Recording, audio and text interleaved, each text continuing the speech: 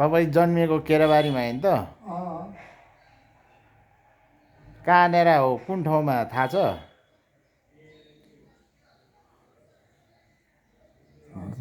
गोठमा जन्मिनु भयो कि घरमा जन्मिनु भयो कि? गोठमा हो। गरा पनि थाहा छ होला? ए गरा गोठमा त हो पहिला जन्मिने भनेको, होइन त? अहिले पो मान्छेहरू हस्पिटलमा जन्मिन्छन् त।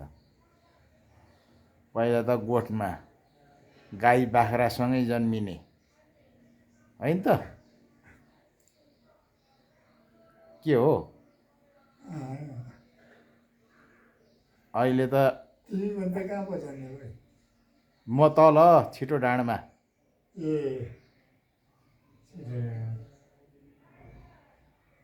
पहिला त तपाईँ छिटो ढाँडभन्दा उतापट्टि रहेछ होइन त घर बनाएको? हाम्रो बाउ र तपाईँ तल झरेको रहेछ। सुन तिमी वल्लो बेलामा वल्लोतिर जन्मेको हो। म परतिर जन्मेको, भदौरे खर्ग भन्छन्, त्यही परतिर जन्मेको ल म। हो र? हो, त्यो बाँसभन्दा मन्त्री गरा छ नि, त्यही गरामा जन्मेको। ए तपाईँ र म त सँगै पो जन्मिए रहेछ त। अनि तल्लो गरा र माथिल्लो गरा? तल्लो र वल्लो। अनि तपाईँ ओरतिर परतिर?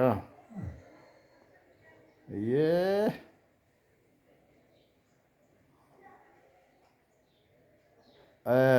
अनि पछि केरबारीबाट छुटेर पनि तलै झर्नुभयो, होइन त? त्यहाँ पछिबाट कता प्राप्चा तर्नु भएको?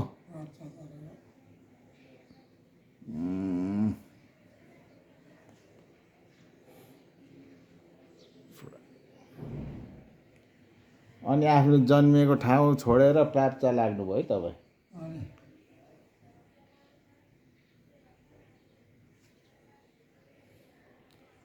अब यसो गाउँ गइवरिकन बेला बेला घुम्ने गर्नु पर्यो केरबारी।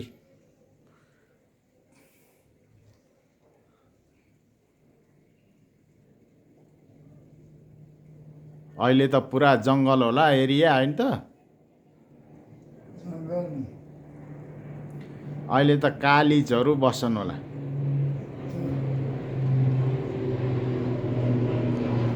कालिजहरू बस्छन् होला। अब शिकार गर्नुपर्छ हौ, बन्दुक लिएर लखट्नुपर्छ। घोरोल पनि टन्नै भयो होला, होइन त?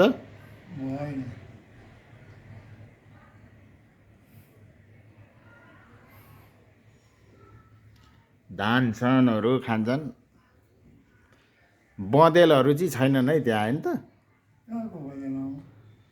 ऊ यता बनेपातिर त बँदेल हुँदो रहेछ हौ लो।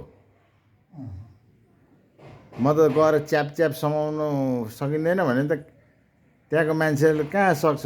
त्यसले त भेट्यो भने त झ्याम्मै टोकेर दुई भाग बनाउँछ भने हौ। म त डर लाग्यो।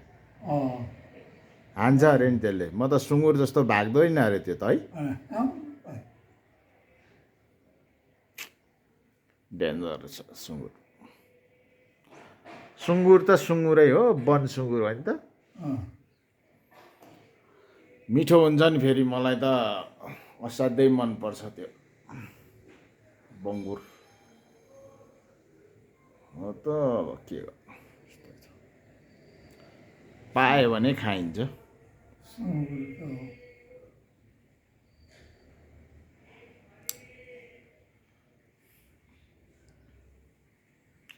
सुँगुरमा धेरै भिटामिन हुन्छ अरे। कालिज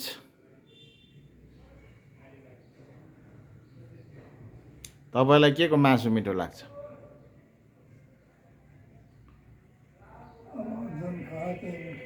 है मासु चाहिँ हुनु पर्यो। खसीले त सुगर प्रेसर बढाउँछ अरे हो,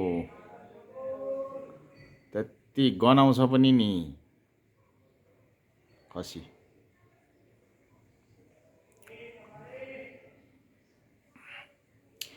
गाई चरलाई के को मन पर्छ कुनी? हामीलाई चाहिँ सुँगुर खसी